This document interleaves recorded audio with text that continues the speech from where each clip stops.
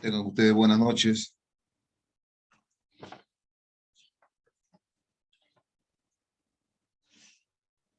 A ver, el grupo número 3 quedó pendiente la posición de Anicama, Razo y Gianfranco, Carrillo, Chacaliaza, Janet, Crisóstomo, Águila, Celestina y Toro Lengua, Rubí, Rosalina. Sí, profesor. Buenas tardes. Buenas noches, disculpe. ¿Podría dar la opción de compartir pantalla, por favor? Claro que sí, ya Disculpa, están compañero. habilitados. Doctor, buenas noches, disculpe la interrupción. Doctor, hay compañeros en sala de espera, por favor, si pudiera aceptarlos. Muchas gracias.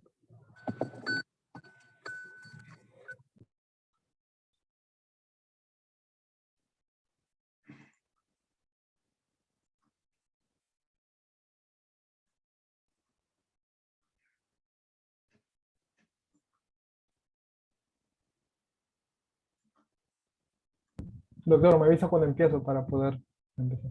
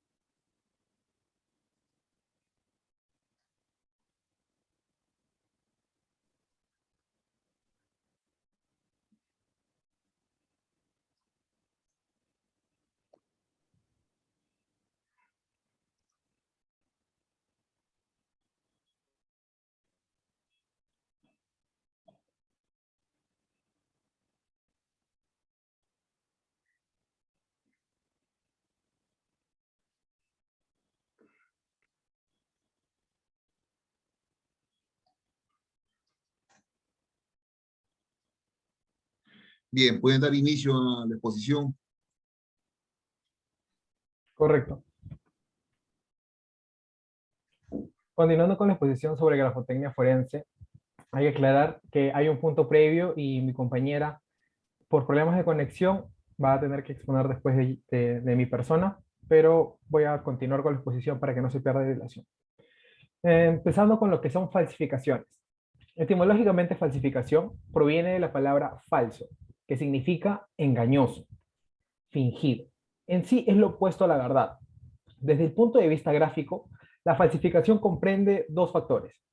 Tiempo, que es todo aquello anterior o posterior a ciertas palabras, líneas o firmas con relación al escrito.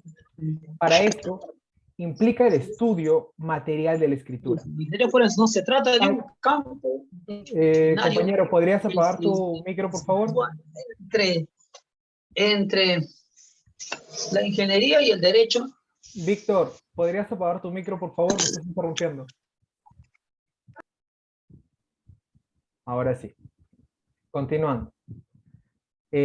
Para esto implica el estudio material de la escritura, tal como la tinta, el papel y el contenido mismo del documento. Autor es la persona que ha efectuado y garantizado el documento. Ahora, de lo enunciado se deducen dos tipos de falsificaciones. Una falsificación ideológica y la otra falsificación material. En relación a la falsificación ideológica, es aquella en la cual se altera la verdad en el documento. Por ejemplo, en un documento público se consignan hechos no reales, declaraciones calumniosas, falsos atributos, etc. Y en relación a la falsificación material, aquí se aprecia la alteración del grafismo en el documento, tales como imitaciones, adiciones, supresiones, raspaduras, interpolaciones, ¿con la finalidad de qué? Con la finalidad de inducir a error sobre la autenticidad del documento. Los diversos procedimientos de falsificación de la escritura, firmas, sellos, mecanografiados e impresos son. Siguiente diapositiva, por favor. Tenemos, en primer lugar, a las imitaciones. Y aquí tenemos cuatro tipos de imitaciones. Imitación ejercitada, imitación servil, asimilación de grafía y por cálculo. Vamos a hablar primero de la imitación ejercitada. En este caso, el falsiario se provee de ¿qué? De un modelo de firma o escritura del agraviado. Se ejercita reproduciendo la muestra o modelo. Se van a encontrar reproducciones con cierta simplificación de magistrales o de elementos literales. En cambio, en la imitación servil, el autor se procura de un modelo de la firma o escritura que se propone imitar, reproduciéndolas lo más fielmente posible. Que es decir, de ahí se desprende el nombre de imitación servil. Se denomina así porque el falsario está esclavizado al modelo. Este es el sistema más utilizado para falsificar firmas, pues consiste en imitar los rasgos de la firma, luego de un exhaustivo entrenamiento sistemático. El falsificador analiza la firma de su víctima en varios documentos antes de realizar la reproducción a mano alzada con la intención de simular espontaneidad. Es procedimiento inmediato. Al disponer de un solo documento, el falsificador elaborará una firma con las siguientes características. Ojo aquí: temblores irregulares distribuidos, presión desigual, pastosidades, truncados, disformas, saturación, trazos ralentizados, ausencia de brisados, escapes acelerados o masivos, tamaño irregular, reenganches, falta de escritura basal. Ahora, en relación a la asimilación de grafía, el falsificador para este tipo de falsificación requiere de un modelo patrón y no se limita a reproducir una escritura o firma, sino que previamente realiza un periodo de entrenamiento que le permite familiarizarse e ir asimilando los reflejos propios de la escritura de su víctima. El estudio de esta clase de falsificaciones se realiza con abundantes muestras, en las que se analiza todos los elementos formales y estructurales constitutivos del grafismo para, en primer lugar, conocer los hábitos del autor de la escritura auténtica, descubrir las divergencias y descubrir los movimientos mal interpretados por el falsario. Y por último, la imitación por calco, que la vamos a desarrollar en la siguiente diapositiva, por favor. Bueno, ese es el sistema más utilizado para falsificar firmas, pues consiste en imitar los rasgos de la firma luego de un exhaustivo entrenamiento sistemático. El falsificador analiza la firma de su víctima en varios documentos antes de realizar la reproducción a mano alzada con la intención de simular espontaneidad. Es procedimiento, es inmediato. Ahora acá tenemos transparencia. ¿Qué requiere el falsario para realizar este tipo de cálculo? Mediante la transparencia. El falsario requiere el documento auténtico, la escritura o firma. ¿Qué utiliza? Puede utilizar una placa de vidrio sobre el que se coloca el documento indubitado y encima de este el papel en el que se va a efectuar el cálculo. Este procedimiento es fácilmente reconocible por las imperfecciones y anormalidades que presenta. Ahora, también tenemos por coloración. El falsario procede a pintar el dorso de la muestra calcada. Luego, se coloca debajo del documento auténtico, la escritura firma, una hoja de papel en blanco, en el cual se va a reproducir. Finalmente, se repasa con tinta en los surcos transferidos. Se observa que el original se malogra porque quedará marcado por el repaso y las sustancias colorantes, el grafito. Ahora, tenemos otro tipo de imitación por calco, que sería con papel carbón. Retrocede, por favor. Consiste en reproducir un escrito o firma, resiguiendo los trazos del modelo original, pero se intercala entre el documento genuino y el papel en blanco, una hoja de papel carbón.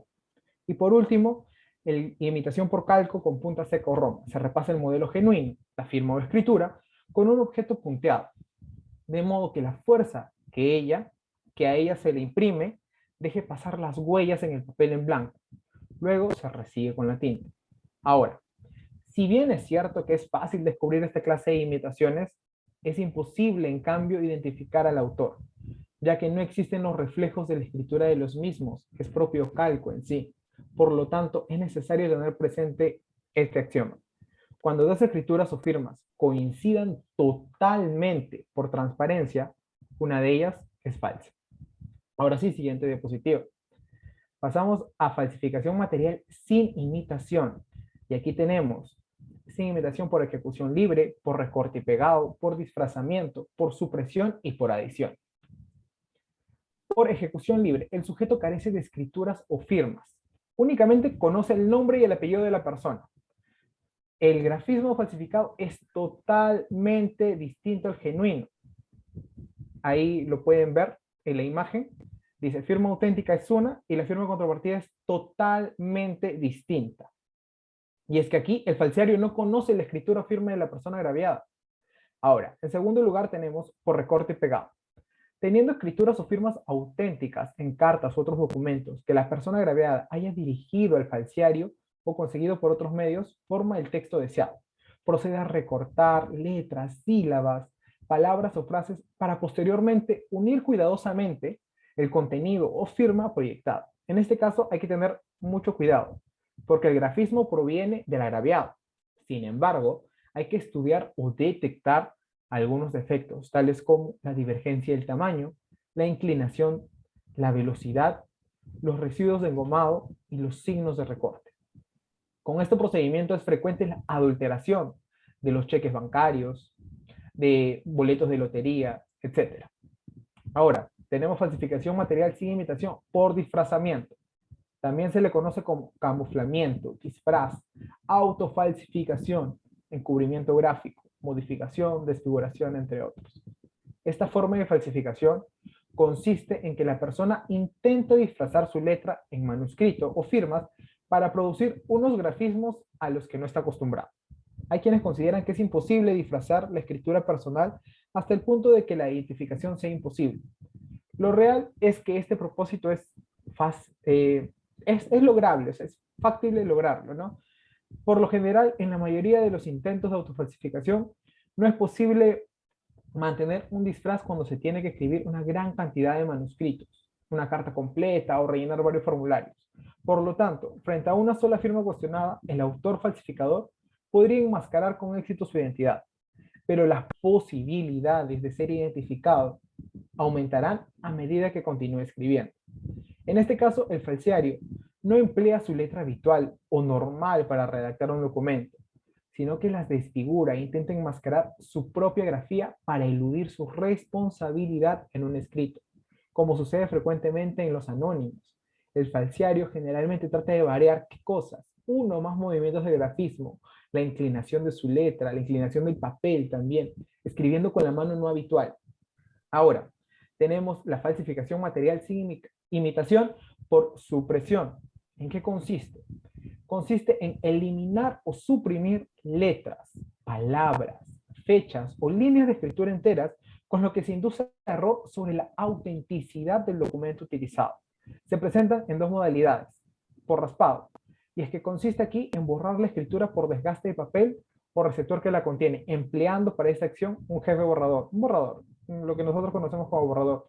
O también puede ser un instrumento afilado como una hoja de afeitar, un bisturí o un estilete para raspar la hoja, ¿no? Ahora, las características que deja la acción de raspado, ¿cuáles son? En primer lugar, el papel pierde su rigidez primitiva. Su encolado, el brillo característico o satinado desaparece, tornándose transparente al examen a trasluz, observándose la transparencia aludida como consecuencia del adelgazamiento. Si el falsiario ha pulido la superficie raspada, esta zona queda demasiado brillante, pudiendo apreciarse huellas de esta operación. Ahora, el procedimiento y operatoria para descubrir el raspado. A la observación microscópica se notará la desaparición del encolado, satinado y la presencia de rastros de la escritura original, los surcos y las fibras de trama de la masa del papel.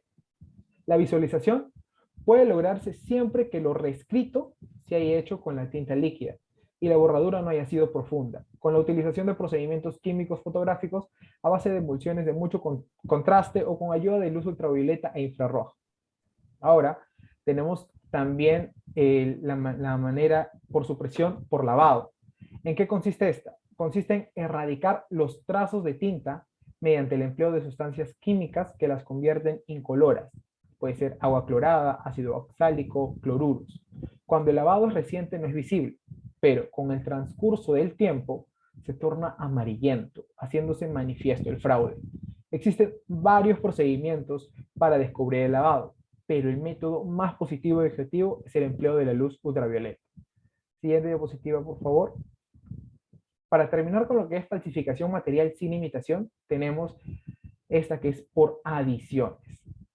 Y aquí vamos a ver sobre la interpolación. ¿Y en qué consiste la interpolación dentro de este tipo de falsificación material sin imitación? Consiste en introducir signos, letras, palabras, líneas, con el objeto de variar el sentido o contenido de un escrito. Esas adiciones pueden hacerse en los márgenes superiores e inferiores de la hoja, los espacios en blanco al final de la línea. Puede conseguir una hoja firmada en blanco en la cual redacte el suscrito a su conveniencia. También tenemos por enmienda. Y es que aquí consiste en falsificar un documento mediante el añadido de trazos en alguna palabra para modificarla. Bueno, ¿y cómo el procedimiento operatorio de la enmienda? Es frecuente encontrar este tipo de falsificaciones en cheques, letras de cambio, recibos, billetes de lotería, documentos para cambiar su importe o fecha real. Ahora, ¿cómo uno puede reconocer ese tipo de la enmienda con relación al texto original?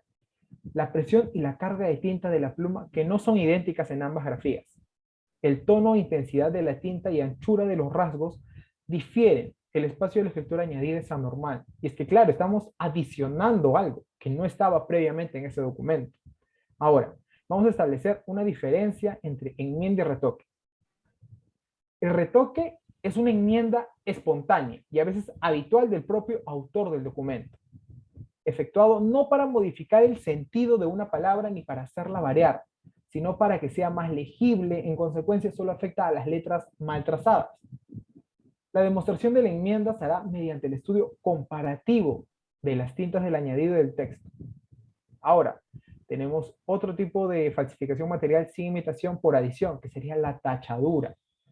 ¿En qué consiste la tachadura? Consiste en ocultar una palabra, firma o parte de un escrito mediante rasgos o manchas de tinta que lo hacen ilegible. Esta alteración puede ser hecha por el propio autor del texto, que no tuvo la precaución de hacer la salvedad al final del documento, pero que también puede ser hecho con intención fraudulenta.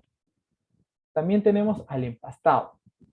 Es la utilización de correctores líquidos para cubrir grafías o palabras de algún documento genuino y encima del cual nuevamente vuelven a escribir, cambiando el verdadero contenido original. Este tipo de fraude es frecuente para cubrir los nombres o apellidos en los documentos de identidad, libretas electorales, carnet, etc. Siguiente diapositiva, por favor. Ahora vamos a hablar sobre otras falsificaciones. Aquí tenemos los sellos.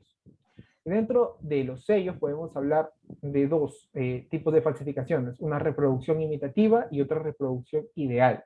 Dentro de la reproducción imitativa, el falsiario conoce los sellos que se dispone falsificar y trata de otorgarle características similares a las del auténtico. Pero por otro lado tenemos a la reproducción ideal.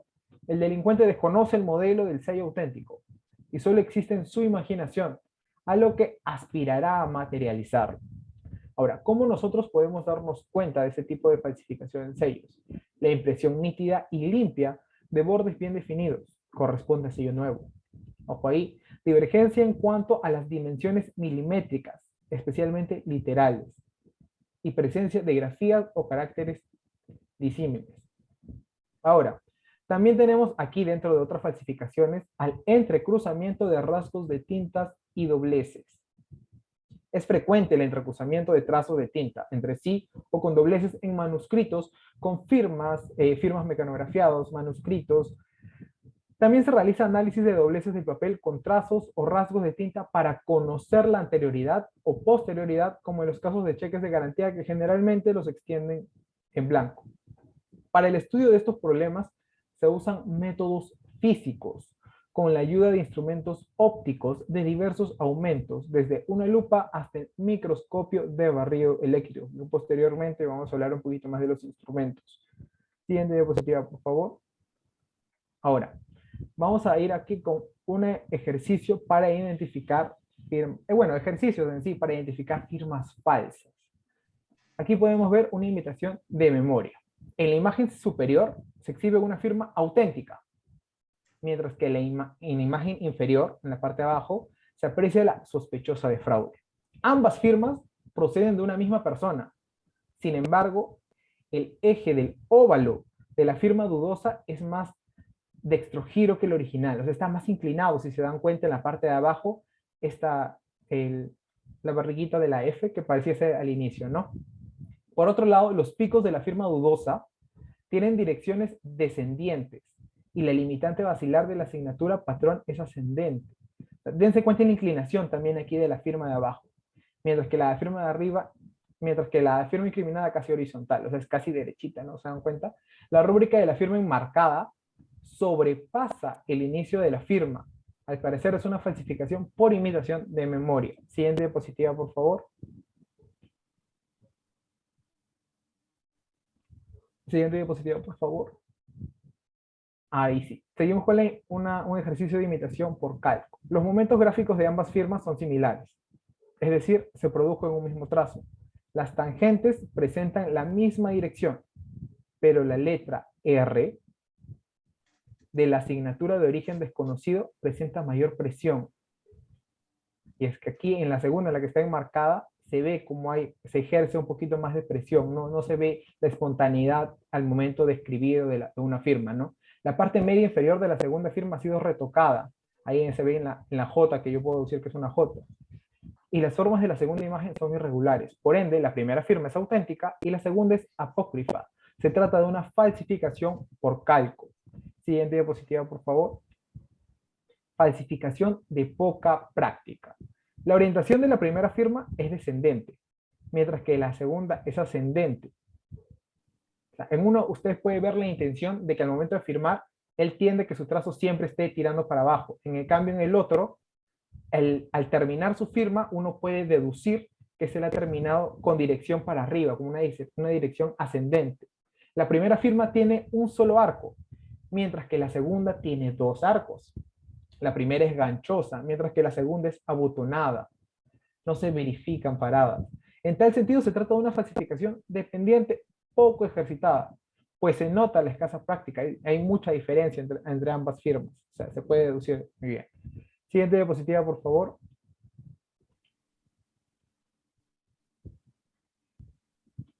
Falsificación de memoria ejercitada, para acabar con estos ejercicios para indicar firmas falsas. En la primera muestra se acerca a la M. O sea, uno se puede percatar que aquí esta Z con este signo que parece una raíz cuadrada está muy cerca a la M, pero en la otra firma hay una distancia. Y esto es particular, ¿por qué? Porque la primera imagen aquí también es suavemente ascendente, mientras que la segunda tiene mayor ángulo. Se dan cuenta, tiene mayor ángulo de apertura, no hay esa misma distribución al momento de poder firmar. La primera M tiene ataque engancho, o sea, se podría decir que uno puede deducir tipo como una nubecita, en cambio el otro tiene una apertura al final que deja mucha suspicacia al momento de verificar esta firma. Por ende, la segunda imagen se trata de una falsificación de memoria ejercitada. Ahora, siguiendo con la exposición, dejando de lado estos ejercicios, vamos a hablar sobre los procedimientos técnicos para la búsqueda y obtención de muestras grafotécnicas. Ahora, ¿qué es una muestra grafotécnica? Las muestras grafotécnicas son los documentos públicos o privados, ya sea debitados o genuinos, objeto de estudio pericial. Tenemos clases de muestra grafotécnica. Tenemos las cuestionadas, en las cuales se abarca las debitadas, las impugnadas y dudosas, y tenemos las auténticas. Ahí están las genuinas de comparación y las indubitadas. En relación a los procedimientos, vamos a hablar sobre el procedimiento de búsqueda. El instrumento incriminado original debe ser obtenido en el proceso de la denuncia o al primer instante que se vea visto, con la finalidad de asegurar su integridad, de tal manera que se evite la destrucción, seccionamiento, añadiendo marcas, signos, etc.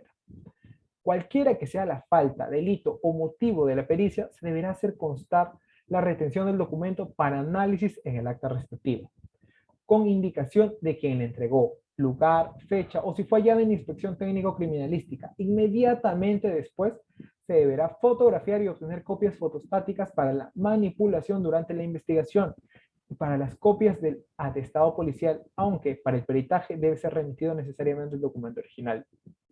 El receptor de la grafía puede ser cualquier objeto, tales como maderas, vidrio, telas, paredes, pero sí es necesario recalcar que todo receptor que pueda ser manipulado debe ser remitido necesariamente al laboratorio de criminalística, donde se encontrará el instrumental apropiado para el estudio, como ha sucedido anteriormente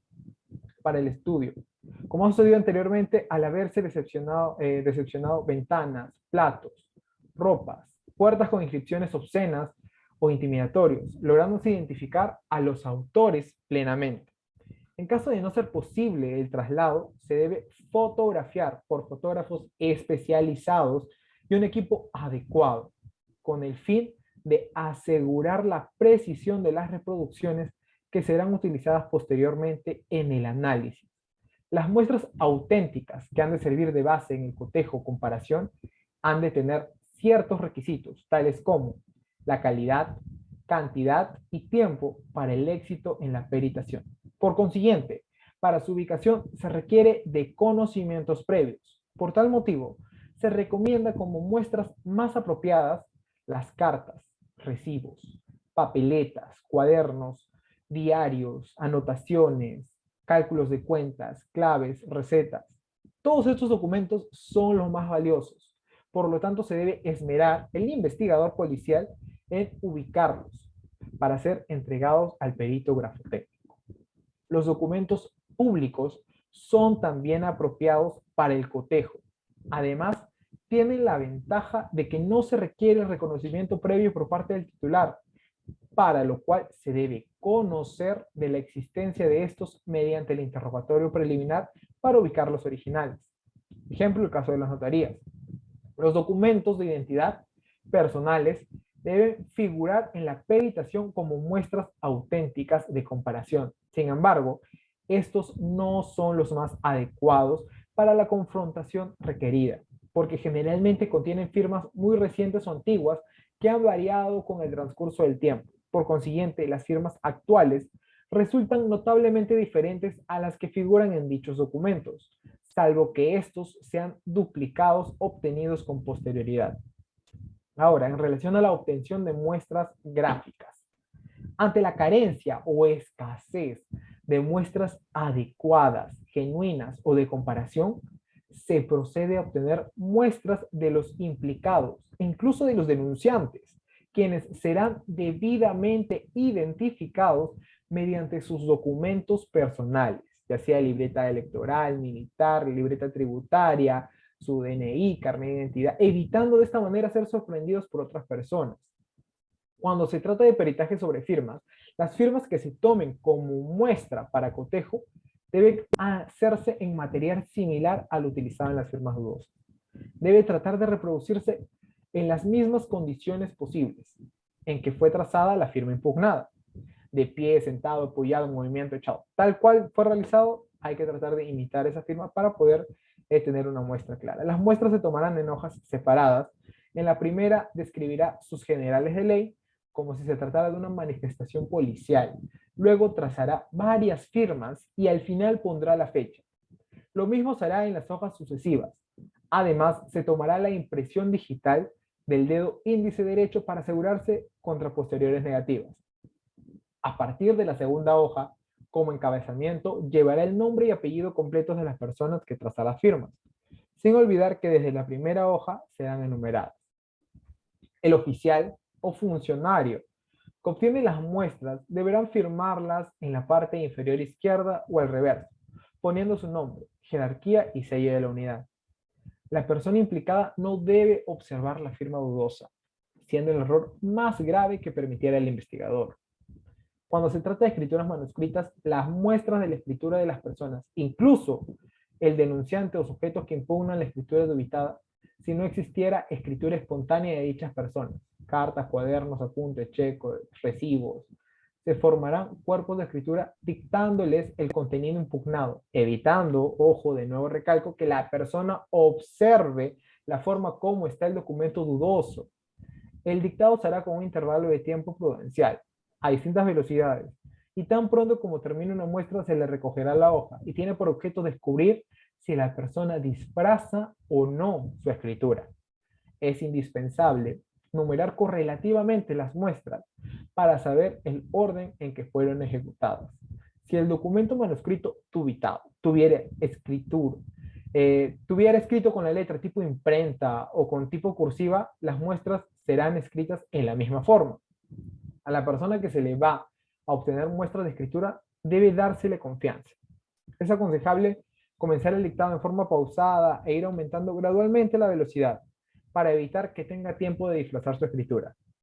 Cuando se trata de documentos mecanografiados, se sacarán muestras escribiendo con la máquina sospechosa, en copia idéntica el documento a examinar, cuidando en reproducir con la mayor exactitud posible hasta en los menores detalles todas las particularidades de la disposición del documento: lugar, fecha, títulos, subtítulos, nivel en que comienza el texto. Habrá que escribir el mismo número de palabras en la línea, dejar márgenes de iguales dimensiones, dejar el mismo número de espacios en los puntos aparte, dejar igual espacio entre los párrafos, etc.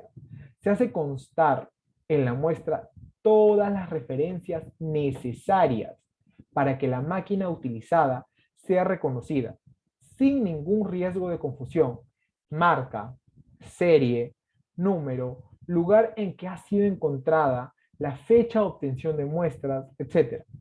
Si la máquina de escribir ha sido reparada en el intervalo, se hace constar. La cinta demasiado nueva nos da una escritura empastada, donde no puede verse los pequeños detalles. Con una cinta demasiado usada, por lo contrario, el texto resulta pálido. Ambos casos no son adecuados para la toma de muestras.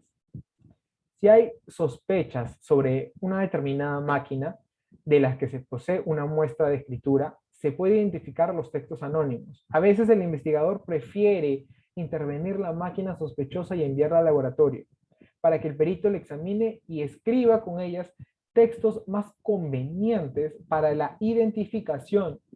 Entonces hay que tener mucho cuidado para su ensamblaje, en especial inmovilizar el carro de la máquina. Siguiente diapositiva, por favor. Ahora sí vamos a hablar sobre el empleo instrumental.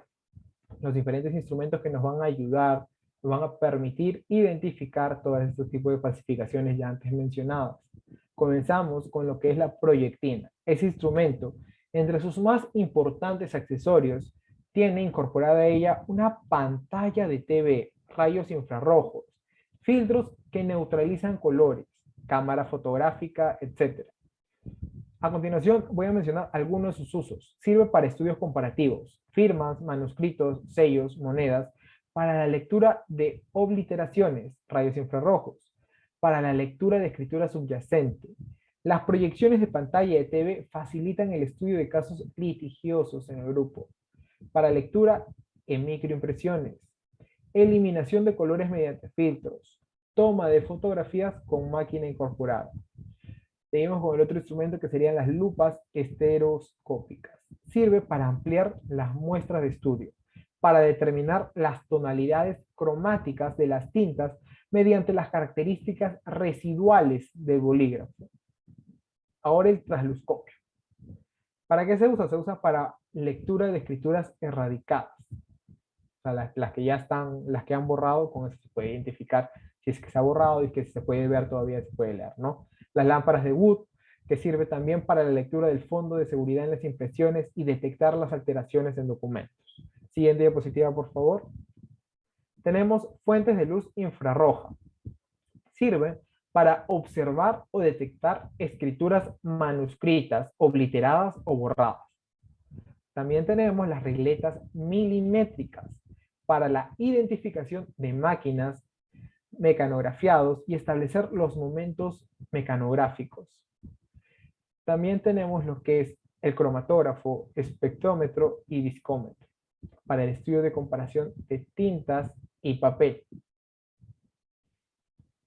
Valor criminalístico del peritaje grafotécnico. Siguiente diapositiva, por favor. Finalmente se pone al servicio de la Administración de Justicia para combatir el delito, contribuyendo a su esclarecimiento y señalando a los autores. Constituye el análisis de la prueba por su calidad técnico-científica y apoya la investigación dentro del campo operativo y administración judicial. Identifica mediante el examen de la escritura. La peritación constituye el arma fundamental en la investigación de estafas en sus diferentes modalidades, en delitos contra la fe pública, falsificación de papel moneda y documentos controvertidos en general. En todo hecho delictuoso en cuya escena se encuentren documentos de carácter dudoso, Las conclusiones del peritaje permiten un mejor interrogatorio, una mejor confrontación, aceptar o descargar testigos y coartadas. También permitirá buscar y obtener las muestras gráficas adecuadas y necesarias de las personas implicadas. En el área de la policía fiscal para investigar los delitos de defraudación, peculado, malversación de fondos o rentas del Estado. Y finalmente permitirá, además, dar opinión y orientar a las autoridades que soliciten apoyo técnico de la especialidad. Y bueno, con eso finalizaría mi parte. Muy bien, Gianfranco. ¿Quién continúa? Sí, doctor, buenas noches. Yo voy a continuar. Una diapo antes, por favor. Ya, ahí. Bueno, continuando con la exposición de forma complementaria sobre las áreas de estudio grafotécnico, podemos encontrar otros campos de actuación, como pueden ser los textos mecanografiados, pueden ser los sellos, además como el análisis del estudio de papel, ¿no? Para ello voy a dar inicio a lo que vendría a ser los mecanografiados. Siguiente diapositiva, por favor. Bueno, sobre esta área de estudio es importante mencionar que se considera una de las pericias más importantes que se realiza en la división de grafotecnia en el laboratorio de la Dirección de Criminalística. Además que ya ha pasado casi un siglo y medio desde que se introdujo en el Perú la primera máquina de escribir. Sin embargo, a pesar de esto, aún se sigue utilizando hoy en día, pero ya no de manera frecuente como se hacía hace muchos años. Y además se utiliza, pero de manera muy limitada, ¿no? Debido a que esa máquina ha sido desplazada actualmente por la computadora y otros aparatos informáticos. Bueno, así continuando con esta área, se debe tener en cuenta que el análisis pericial de los textos mecanografiados tiene por finalidad establecer la procedencia del documento cuestionado mediante la comparación con otros documentos que sean dubitados, ¿no? Y tiene que ser ese de uniprocedencia. Además, identificar la máquina de escribir. Puede ser por el cuerpo de escritura, por su marca, por la redacción, o por la forma de escribir sospechosa que se encuentra. Asimismo, su finalidad es establecer si en la redacción del documento se empleó una o más máquinas de escribir diferente a la que se utilizó en primer momento. Además de ello, identificar si el dactilógrafo o la persona que es el autor del texto mecanografiado ha sido la misma en un texto dubitado que el otro. Bueno, siguiente diapositiva. Siguiente diapositiva, por favor. Para poder continuar identificando la máquina de escribir los pasos, encontramos 5 pasos. El primero de ellos es la determinación del paso mecánico, ¿no? Y es una acción que forma parte de la escritura mecanográfica. Pero si nos preguntamos en qué consiste, bueno, el paso mecánico se da al poner en funcionamiento la máquina de escribir, y que gracias a la presión que ejerce el autor, o sea, la persona que está utilizando la máquina de escribir, ocurre un sistema de respuestas continuas en la máquina sobre una tecla que corresponde, ya puede ser a un número, a una letra o a un signo. Y esa presión que ejerce se da también sobre la barra espaciadora, que mediante una serie de acciones va a actuar sobre la cremallera del carro, que es un aparato de la máquina de escribir, y esta va a ocasionar que se desplace una determinada distancia que va a ser repetida en cada operación que se presione una letra, un número o un signo, ¿no? Y a esta acción, a esta serie de pasos continuados, se le va a llamar el paso mecánico o de escape, que va a ser muy importante para determinar un texto dubitado en lo que vendría a ser la máquina de escribir. Bueno, Es así que cada vez que se va a oprimir una tecla, el espaciador o este carro va a ser desplazado hacia la izquierda, para que los tipos, o sea, los caracteres puedan imprimirse uno tras otro, y así poder formar una palabra.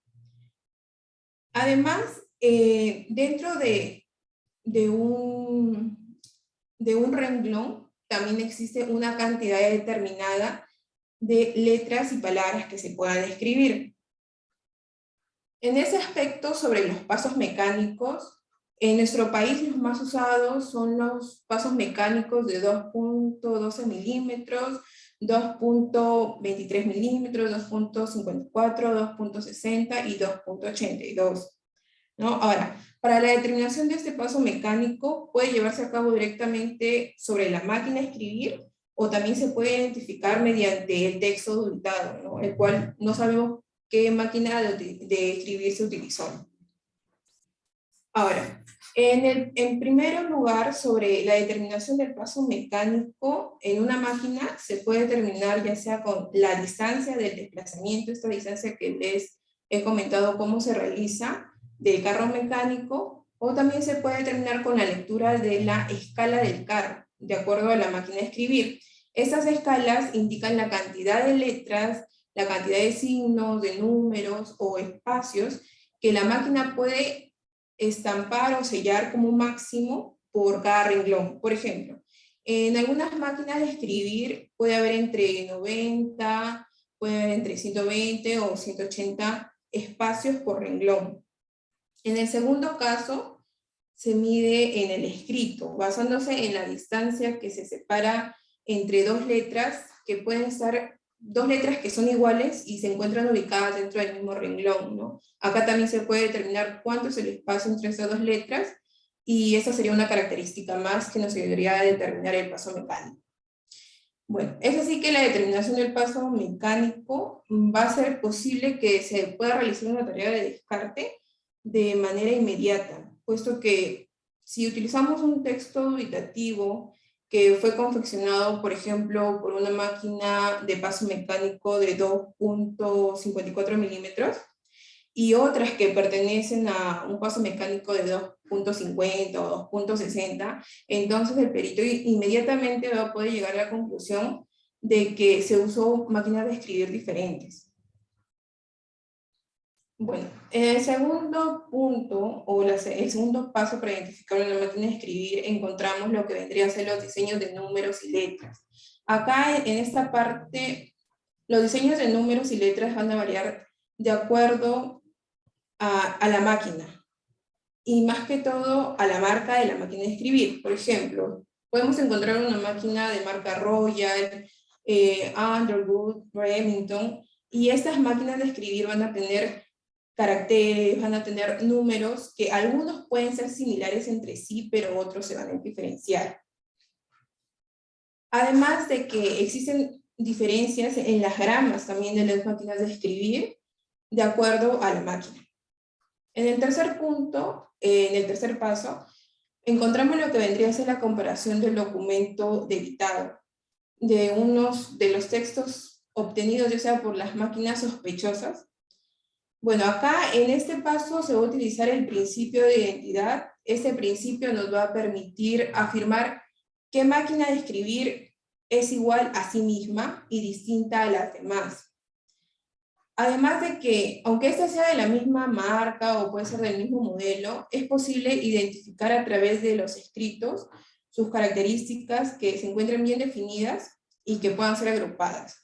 Esas características pueden ser agrupadas ya sea por la característica de su diseño, por la característica de su origen, o por las características que fueron adquiridas mediante la escritura en la máquina de escribir. Por ejemplo, si nos referimos a las características del diseño, son las que he mencionado anteriormente sobre el diseño de números y letras de acuerdo a la marca de la máquina de escribir. También cuando nos referimos a las características del origen, esto básicamente se refiere a la alineación que se encuentra y específicamente con el carácter de la letra H, que esta letra es un carácter preferido para las máquinas de escribir que se encuentra en una posición central del teclado, y esta va a determinar tanto una posición vertical, una posición horizontal, y vamos a ver acá si esta se encuentra desalineada o no gracias a esta letra. Otras características son las características adquiridas.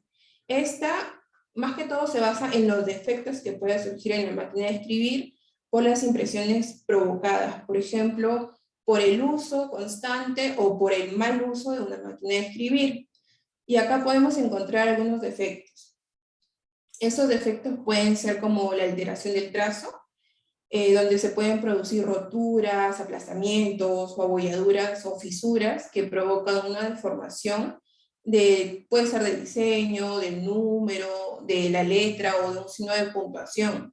Además que estas roturas pueden producir un mal uso de la máquina, o se debe a un mal uso de la máquina, o en algunos casos también puede ser por un defecto de fábrica, ¿no?, de la máquina.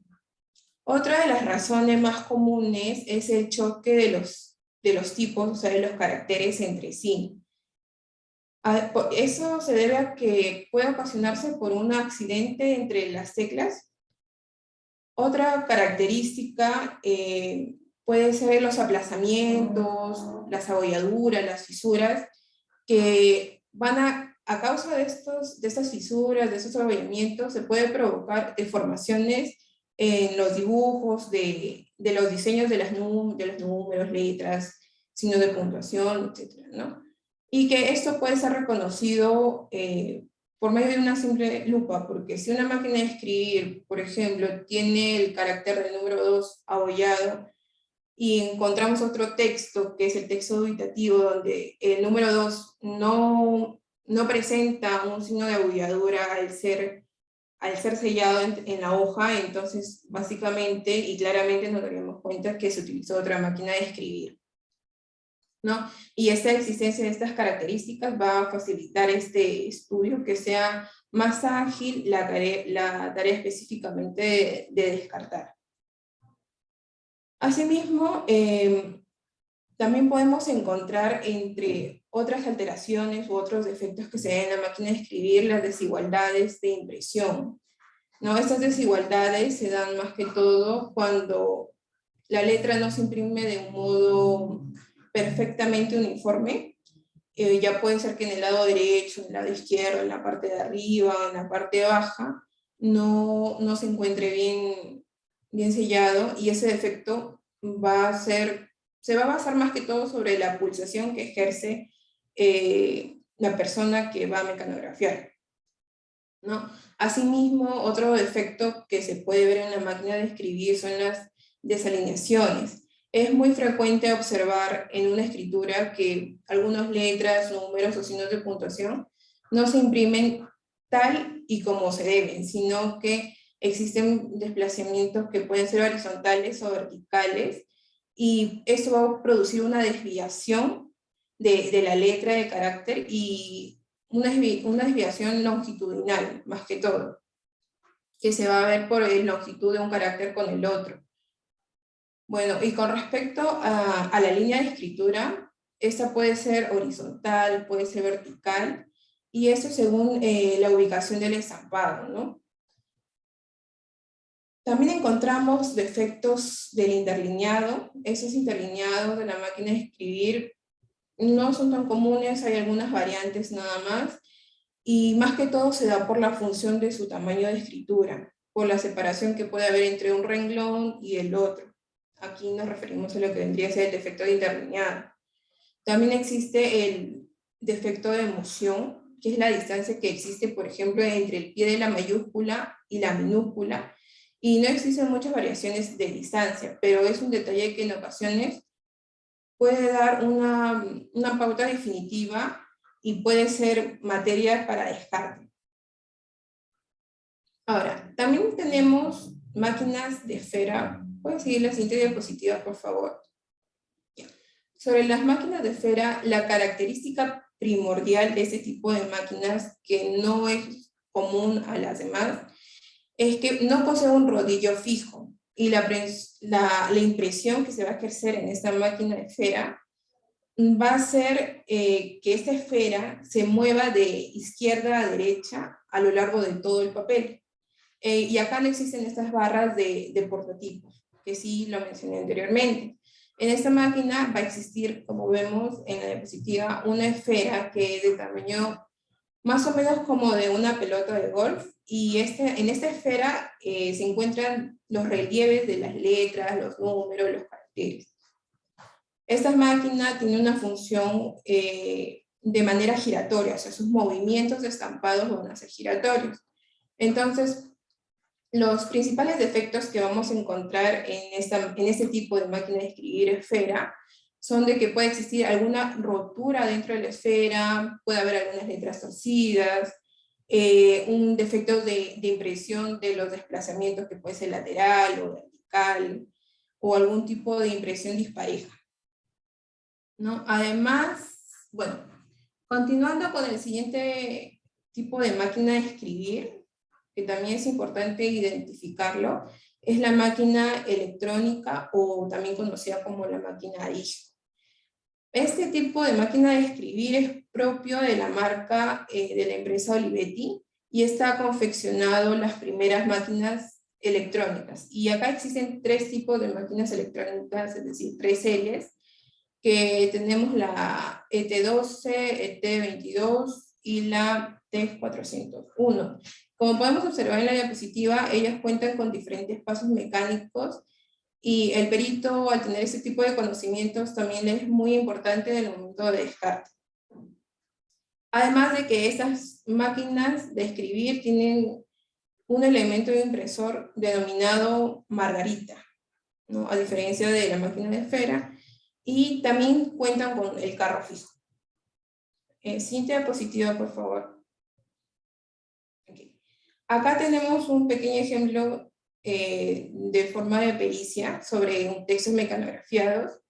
Y bueno, el mecanografiado de los textos dubitados que presentan similar identidad de tipeado y pulsación. Como podemos ver, acá hay 3 tipos de textos mecanografiados, y estos 3 párrafos han sido mecanografiados con 3 tipos distintos de máquinas de escribir, ya que esos 3 textos no van a responder al mismo modelo de escritura mecanografiada. Por ejemplo, en los textos dubitados en el párrafo número 1 y en el párrafo número 3 han sido mecanografiados con máquinas de escribir que responden a similares características de fabricación, o sea, en las letras, mientras que en el texto dubitado número 2 se ha escrito con una máquina de escribir que es muy distinta a las anteriores. Y acá podemos determinar en algunos ejemplos, por ejemplo, en la primera imagen del lado derecho, donde se encuentra la palabra presente, acá sobre la letra S, más que todo, observamos una especie de pisado en lo que se refiere a la percusión del tipo, donde la letra en una aparece muy borrosa y desfocada. En el siguiente ejemplo, que es en la palabra de kilogramos y totalidad, más que todo vemos las diferencias entre la letra A, donde se observa una ligera desalineación vertical y donde se encuentra más abajo que la inferior de la mitad, en el cuerpo de escritura número 3. Y sobre la letra L, que es la última imagen, se consta que queda como un espacio demasiado grande entre la L y la siguiente letra, en los momentos que la L está como adosada, o sea, no es un carácter similar al del otro texto.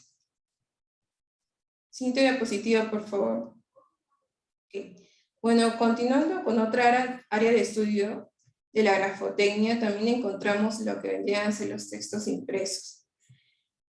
Ya, bueno, a ver, sobre esto, valga la redundancia decir que atrás está quedando, como ya mencioné, el uso de la máquina de escribir, ya que en la actualidad la redacción de los documentos viene siendo materia de equipos de cómputos, equipos informáticos, y paralelamente a esto, la criminalística como ciencia no ha avanzado continuamente y puede determinar y puede registrar las nuevas formas de falsificaciones que se puedan dar entre otros tipos de usos de materiales, ¿no? Como podría ser los impresos.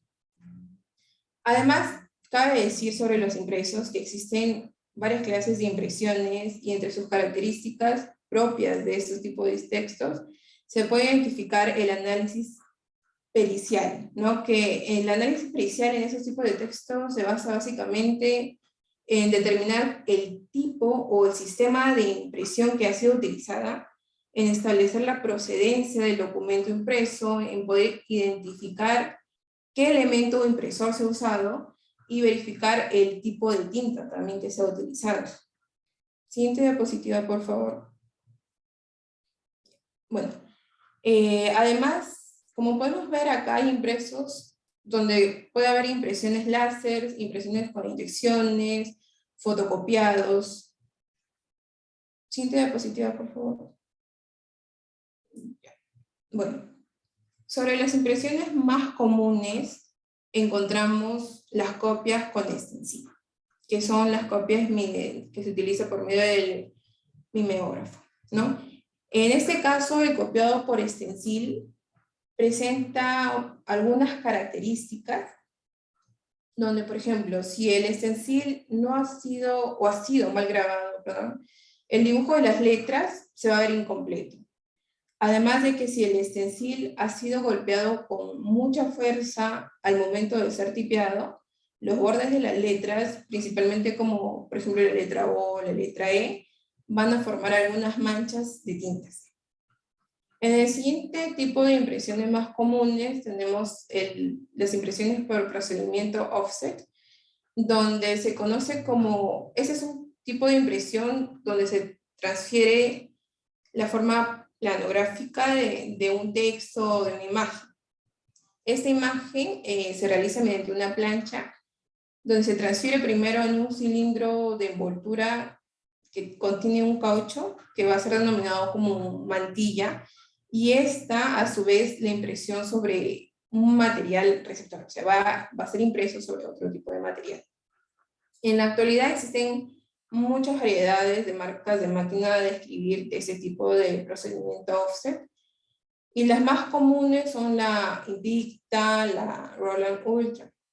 Pero aparte debemos tener en cuenta que en este caso el papel receptor que se usa para imprimir son las láminas metálicas, o pueden ser las hojas de hojalatas o hojas de aluminio también. En el siguiente tipo de impresiones tenemos los sistemas tipográficos, que es la impresión que se hace en bajo relieve, y en este caso la tinta se adhiere a los costados de las depresiones que son ocasionadas por la presión que ejerce la máquina impresora en el papel. Siguiente diapositiva, por favor. Bueno, continuando con el área de estudios, también encontramos los sellos. Los sellos son muy utilizados en distintos ámbitos, puede ser ámbitos administrativos, ámbitos comerciales, financieros, personales, etcétera, ¿no? Y bueno, estos van a constituir un medio para garantizar la originalidad de un documento y un mecanismo para certificar la validez y autorizar la circulación de un tráfico de documentos. Con el desarrollo de las industrias gráficas existen varios cambios importantes en su estructura y en su diseño. Por ejemplo, tenemos la existencia de sellos manuales, que siempre ha existido desde hace mucho tiempo, y esos sellos son los que están compuestos de Hebe, ¿no? Para los que están compuestos por Hebe, algunos por madera u otro tipo de plásticos. También encontramos los sellos automáticos o los autoeditables, que son los que tienen un mecanismo un poco más complejo, y aparte de ello encontramos los sellos secos o los sellos de relieve. Esos instrumentos, conforme se van utilizando en el transcurso del tiempo, pueden sufrir desgastes y deterioros en algunas partes. Especialmente ya puede ser en los bordes de las letras o de la palabra que sellan, o también pueden llenarse de suciedad, y esto se puede encontrar en algunas cavidades de las palabras, o de algunos signos, y al momento de que se quieran imprimir, o sea, quieran sellarse en una hoja, estos van a ser caracteres notorios, ya sea por el desgaste o por la suciedad que se implanten en los caracteres. Los requerimientos periciales para ese tipo de exámenes de sellos y estampados es verificar la procedencia de los sellos, identificar el sello matriz y determinar la data o la antigüedad del sello. Además, debemos tener en cuenta la clasificación de los sellos. Siguiente diapositiva, por favor. Estos sellos, por su empleo, pueden ser los manisellos, que son los sellos simples de mano.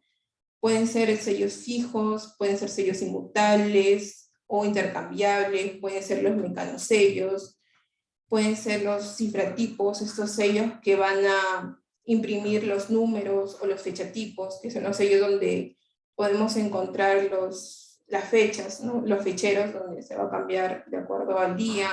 También podemos encontrar los sellos de cronotipos, donde no solamente pueden imprimir la fecha, sino también pueden imprimir la hora u otro número que sea característico de un documento. Además, los sellos también se pueden clasificar por su forma. Estos pueden ser circulares, ovalados, cóncavos, semicirculares, amorfos, de acuerdo, le pueden dar diferentes formas, triangulares, así como podemos observar en la diapositiva. Bueno, las características particulares de esos tipos de sellos son los esparcimientos interlaterales que se dan, algunas erosiones o fisuras que se puedan encontrar, los defectos del momento de imprimir o los defectos del entinado, ¿no? Y además de los desgastes que se puedan dar en la superficie del sello, ya sea por el paso del tiempo, por alguna circunstancia o por la suciedad que se pueda acumular. Siguiente diapositiva, por favor. Ahora continuaré con el área de estudio sobre las tintas. Acá es importante mencionar que en la tinta es una sustancia coloreada que se va a transmitir a una imagen, ¿no? Y va a constar de dos elementos principales, que son el pigmento y su vehículo. Acá encontramos algunas propiedades físico-químicas. Siguiente diapositiva, por favor. En las propiedades físico-químicas nos va a servir para determinar el tono, la intensidad, la limpieza, la pureza, si es una tinta permanente, si es una tinta transferible, si es resistente, o determinar el flujo de esta tinta y la estabilidad de la tinta también. Siguiente diapositiva, por favor. Ahora sobre el bolígrafo.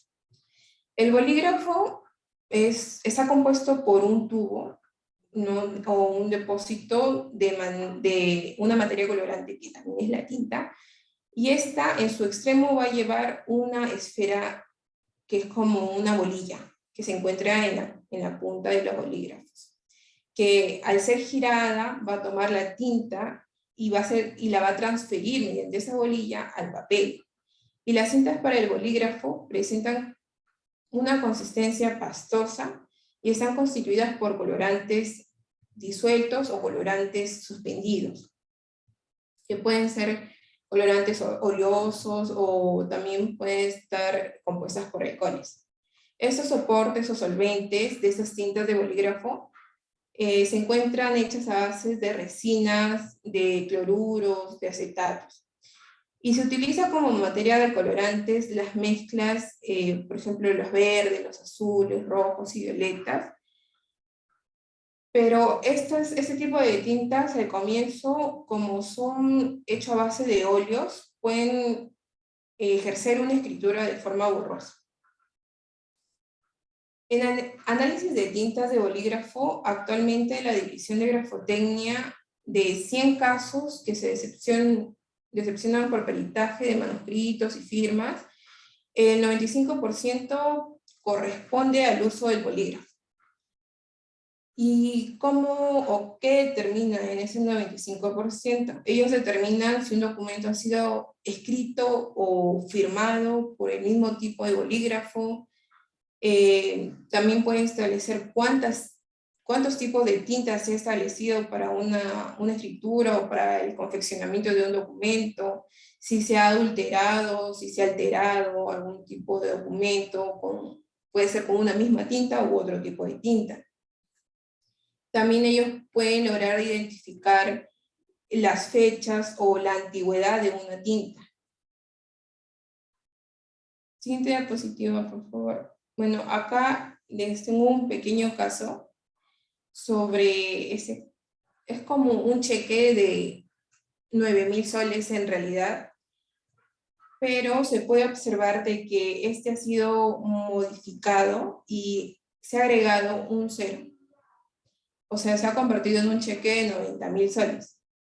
Y como podemos ver en la imagen que se encuentra arriba de la luz infrarroja, ahí he podido señalar por medio de puntuaciones cuál ha sido la modificatoria, ya que el cero no se ha agregado completamente, sino la coma ha sido completada en forma de cero y se ha agregado una coma de costado. Y esto es capaz de determinarse mediante el uso de la luz infrarroja. Siguiente diapositiva, por favor. Bueno, para terminar, les hablaré sobre el área de estudio del papel, que como sabemos el papel es una hoja que está casi formada por su totalidad de un compuesto que se llama celulosa. Y este es un material que se deriva de la madera. Y bueno, antiguamente este papel apareció desde el tiempo de los egipcios, donde ellos lo denominaban como papiro. Siguiente diapositiva, por favor. Sobre la fabricación del papel, la base de la fabricación del papel se encuentra formada, como ya bien dije, por células puras de fibras de celulosa, y esa es extraída de maderas, pero se hace una serie de procedimientos para poder lograr extraer esta pulpa, ¿no? Y según el procedimiento de fabricación, podemos saber que existe tanto una pulpa mecánica y una pulpa química. En la pulpa mecánica se obtiene de reducir partículas muy finas de troncos o de maderas, y esta pulpa es la más corriente, pero en sí tiene buena consistencia y poca duración. Sobre la pulpa química, estas figuran las que, aparte de contener la celulosa, también se encuentra el sulfito, y eso hace que esa pulpa sea de buena calidad. Además, tenemos también de que se encuentra un tipo de pulpa regeneradora, donde podemos obtener los papeles, estos papeles viejos, o de los papeles molidos, ¿no? También encontramos la pulpa que se realiza a base de trapos viejos, que se obtiene de telas que tienen muy buena calidad, pero ya no son de uso. Siguiente diapositiva, por favor. Ya. Entre las clases de papeles existen diversas clases, y ellas se diferencian por su fabricación, por el tratamiento que esta le den, por la composición, su recubrimiento, su peso y otras características físicas propias de la fabricación de la hoja, ¿no? Hay dos grandes clases de papeles. Uno son los recubiertos y los no recubiertos. En los no recubiertos mayormente se clasifican como ese tipo de papeles oscuros o satinados, y en los recubiertos se encuentra el tipo de papel como el couché o el pocote. Siguiente diapositiva, por favor. Bueno, y para concluir, en lo que respecta a este campo de la grafotecnia, es importante el conocimiento del papel común y el papel comercial, que es este tipo de papel fiduciario, en el que va a tener una mayor implicancia lo que vendría a ser la detección de moneda falsificada. Eso sería todo, y le doy pase a mi compañera.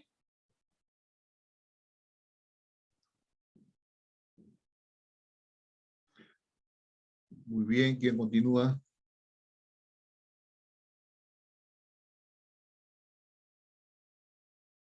Doctor Joe Carrillo. Ya, doctor, voy a hacerlo sin cámara porque ahorita tengo problemas. Ya. Bien, lo mío, lo que me toca, mi parte es sobre una casuística.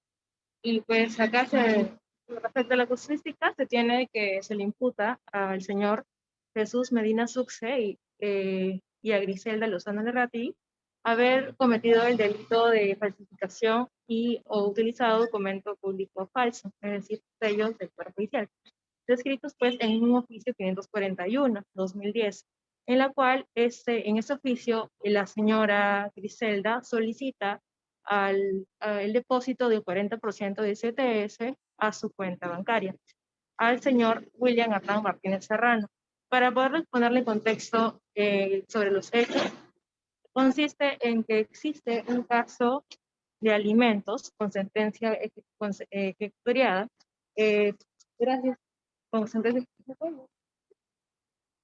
ejecutoriada, en la cual se tiene que se ordena que el señor William Hernán Martínez Serrano pase con un 20% para alimentos a su menor hijo Andrew y un 40% de su CTS, en la cual se deposita mensualmente a la cuenta de la señora.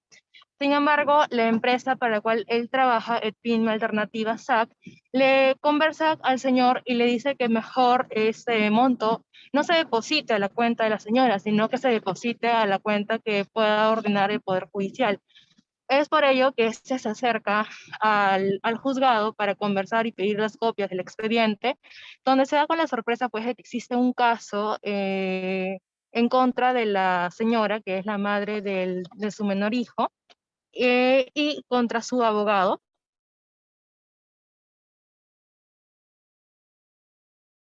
Sucede pues que aquí ese se comunica con la asistente del juzgado para ver qué es lo que sucedía, siendo pues que le informa de que habían falsificado la firma de la señora jueza. Se comunica con la jueza y le manifiesta de que ella no había firmado ningún oficio. Es por ello, además de que el 40% de la CTS ya se había sido depositado a la cuenta de la señora Griselda, y esta está ordenando que se le deposite nuevamente. Pero aquí no es todos los hechos, sino que el juzgado había ordenado de que ya no se le depositara a la cuenta de la señora. Sin embargo, esta insistía en que se siga depositando a su cuenta. Para ello se tienen los elementos de convicción, que son los siguientes. Pues la copia del oficio 541/2010, en la cual posteriormente pasa por una pericia grafotécnica. Las copias certificadas del expediente 541/2010, en la cual pues se aprecia la demanda de alimentos presentada por Griselda Lozano y suscrito por el abogado pues Jesús Medina Succe, quienes son los imputados en la nueva carpeta, y la sentencia que se estaba ya ejecutoriando. Además, también copia certificada de resolución 8, ¿no? En el cual consta en el expediente 541/2010, que resuelve dejar sin efecto el depósito a la cuenta de ahorros de la demandante con respecto a los CTS. La acta de declaración del señor William Martínez Serrano, quien brinda pues los detalles de los hechos denunciados, una carta remitida por Edpin Alternativas, que es la empresa que ya había hecho el depósito de la CTS, en la cual brinda las retenciones correspondientes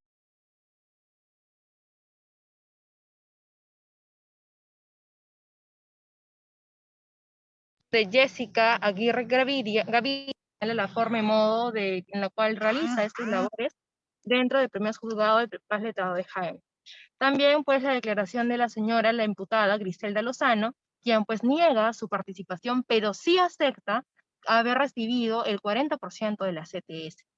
La declaración del testigo Roger Campos Martínez, quien es el administrador de esta agencia Edpime, quien aporta pues detalles sobre los hechos.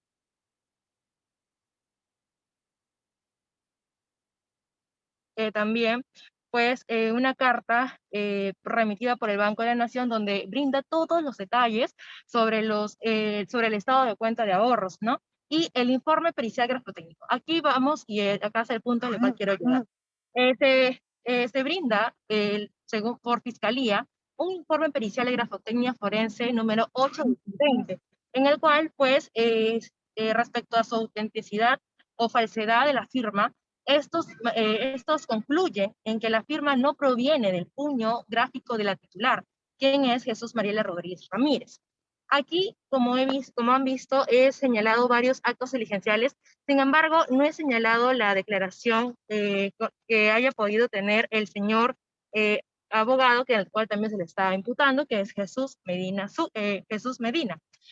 Él dice, él pues presenta una pericia grafotécnica por el señor César Vargas Coral, ¿no? Quien concluye en lo siguiente. Se realizó un estudio con el documento original con la finalidad de determinar si la firma pertenece al puño y letra de la persona Jesús Rodríguez Ramírez, quien es la jueza, quien supuestamente había firmado el oficio 541 ordenando que se le siga depositando 40% del STS, cuando recordemos que ya había una resolución en la cual decía de que no se hicieran esos depósitos. Un documento que se tuvo pues a la vista en original para el estudio, dice que presenta similitudes gráficas por el aspecto morfoestructural de trazos y peculiaridades gráficas, ¿no?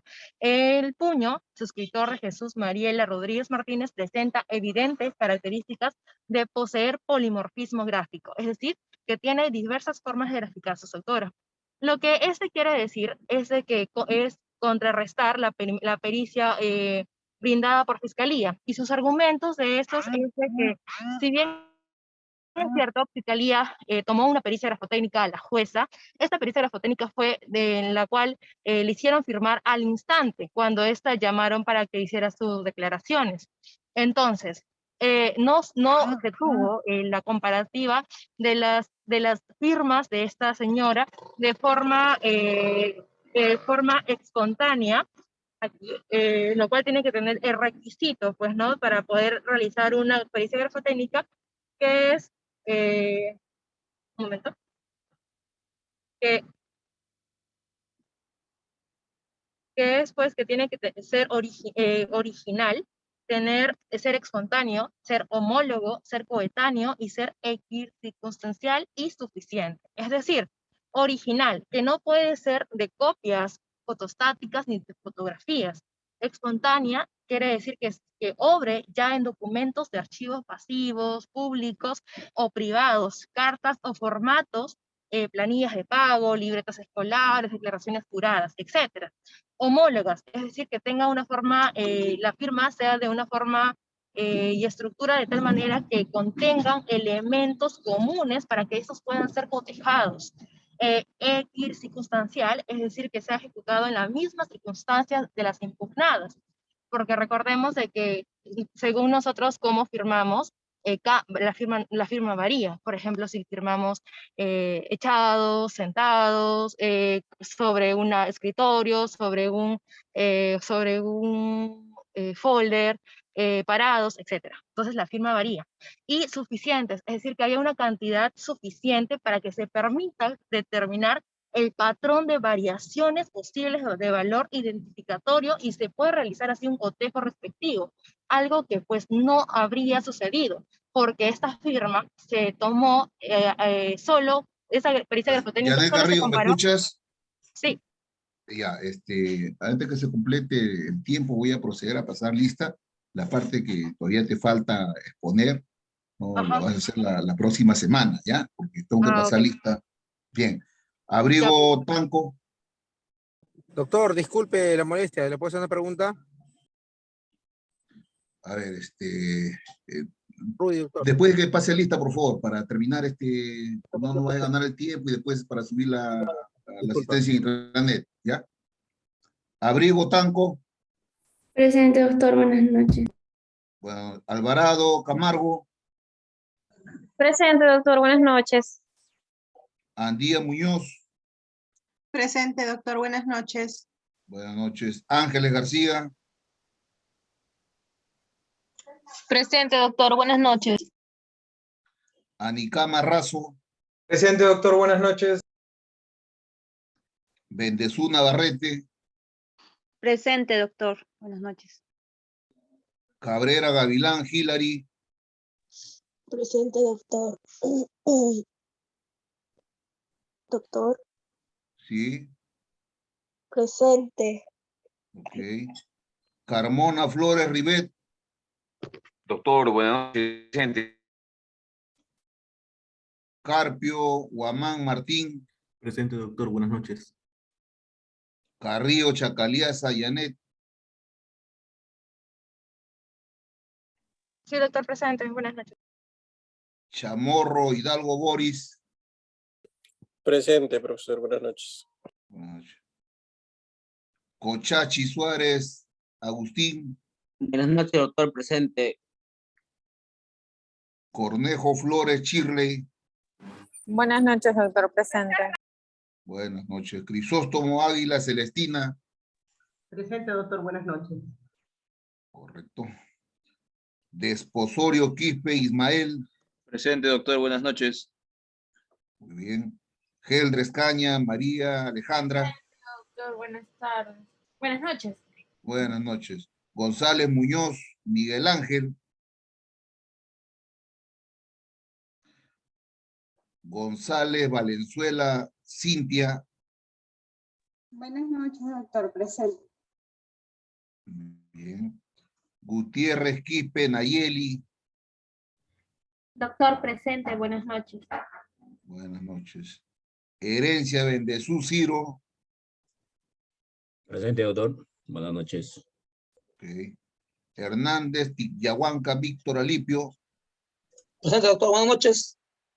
ya, muy bien. Hernández Zapata María, Presente, doctor. Buenas noches. buenas noches. Guarote y Ataco Milagros,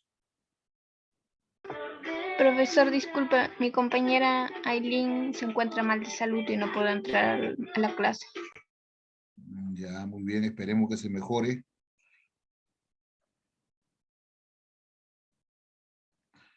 Jara Sumaeta José Arturo, Presente, doctor. Buenas noches.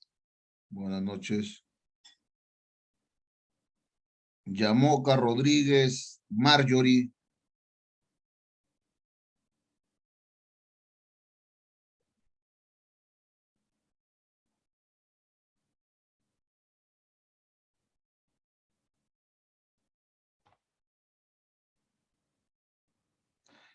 Lucero Altamirano Fabio, Presente, doctor. Buenas noches. muy bien. Malqui Gómez Manuel,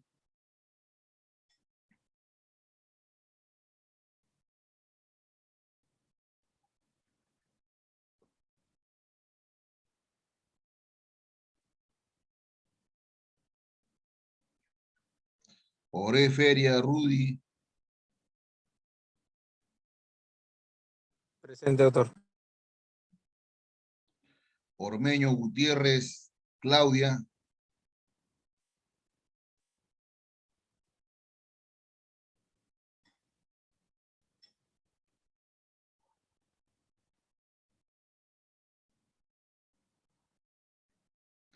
Pecero Ramos Eric,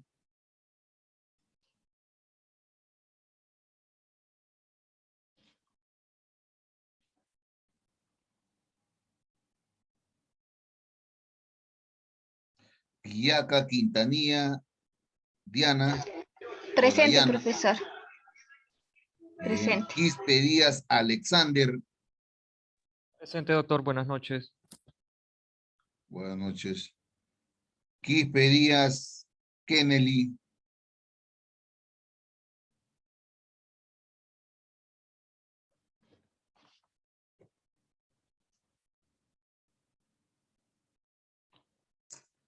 Ricaldi Mandujano Daniela, Presente, doctor. Buenas noches. muy bien. Rojas Valdión Luz, Buenas noches, doctor. Presente. noches. Santiago Andrés Rita del Pilar.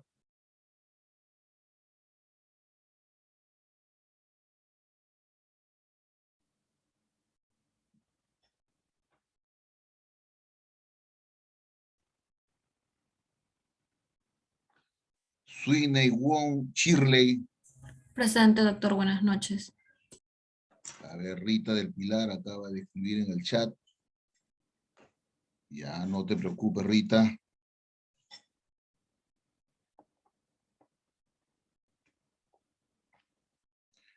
Zulca Tito Flor de María. Zulca Tito presente, profesor. Buenas noches. Buenas noches. Toro Lengua Ruiz. Presente, doctor. Buenas noches. Buenas noches.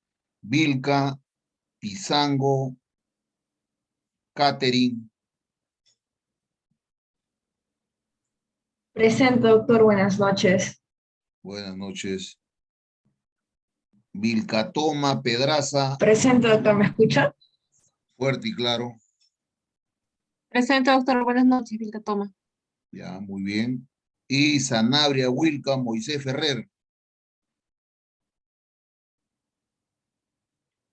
Bien. A ver, entonces el día de hoy no han contestado la lista. Sanabria, Quispe Díaz Kennedy, Pecero Ramos. Sí. Quispe Díaz, presente. Quispe Lo había Díaz escuchado. Kennedy.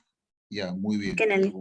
Sí, vamos a proceder a registrar. Ya está. Malqui Gómez, luego Yamoca Rodríguez, González Muñoz Miguel Ángel. Bueno, son todos los que el día de hoy por uno u otro motivo no han ingresado pues a la plataforma. Bien, a ver, entonces este grupo todavía está quedando pendiente. Una de vuestras compañeras, aparte de Carrillo, de repente ha faltado un poco más de tiempo para que culmine su caso. Está pendiente Crisóstomo Águila Celestina, ya será para la siguiente semana, para el día 11, y de inmediato el grupo número 4, conformado por Ricaldi Mandujano Daniela, Desposorio Quispe Ismael, Santiago Andrés Rita del Pilar, Sanabria Wilca Moisés y Cabrera Gavilán Gila. Tema de exposición, la metodología forense. Bien. Entonces, son todos jóvenes estudiantes. Que tengan ustedes buenas noches.